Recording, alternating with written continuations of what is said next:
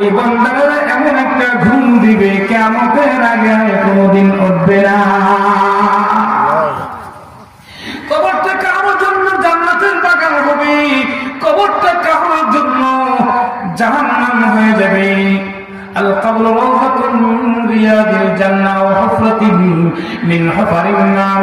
কবরটা কারোর জন্য জান্নাতের বাগান হবে, আবার কারোর জন্য এই কবরটা জাহান্নামের গোত্র হবে। আমরা তো চাই দুনিয়া জীবনে এমন ভাবে চলবো, কবরে গিয়া যখন জিজ্ঞাসা করবি মার রব্বুকা, তোমার রবকে, যখন জিজ্ঞাসা করবে তোমার রবকে, যদি আমি মুত্তাকি হই, পরহেজগার হই, নামাজি হই, আল্লাহ ওয়ালা হই, ওই ব্যক্তির আর এই প্রশ্নের জবাবগুলো মুখস্থ করার দরকার নাই। কারণ মসজিদে গিয়ে যখন নামাজ পড়ে সূরাতুল ফাতিহার সময় ইমাম যখন বলে আলহামদুলিল্লাহি রাব্বিল আলামিন, বলেন তো এই যে এই আয়াতের ভিতরে রবের কথা আছে না নাই? যখন ওই বান্দা রুকুতে যায়, রুকুতে গিয়া বলে সুবহান রাব্বিয়াল আযীম, বলে কিনা বলেন?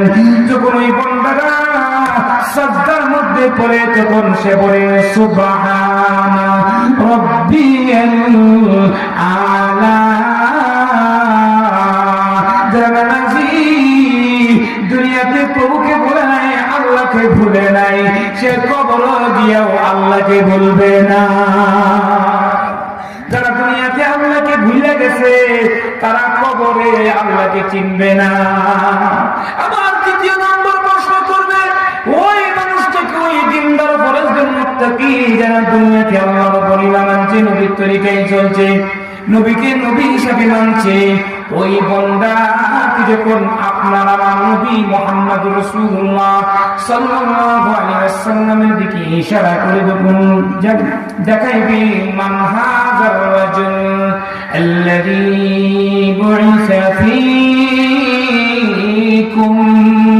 যখন ইশারা করে নবীর দিকে তাকায়া তাকায়া দেখাবে, যখন সত্যিকারে নবী উম্মত হয়, আল্লাহ ওয়ালা হয়, দিনদার হয়, পরহেজগার মুত্তাকি হয়, দেখবেন নবীকে দেখা মাত্রই বলবে হুয়া রাসূলুল্লাহি সাল্লাল্লাহু আলাইহি ওয়াসাল্লাম, তিনি হলেন আমাদের রাসূল মুহাম্মদুর রাসূলুল্লাহ। সকলেই বলি সাল্লাল্লাহু।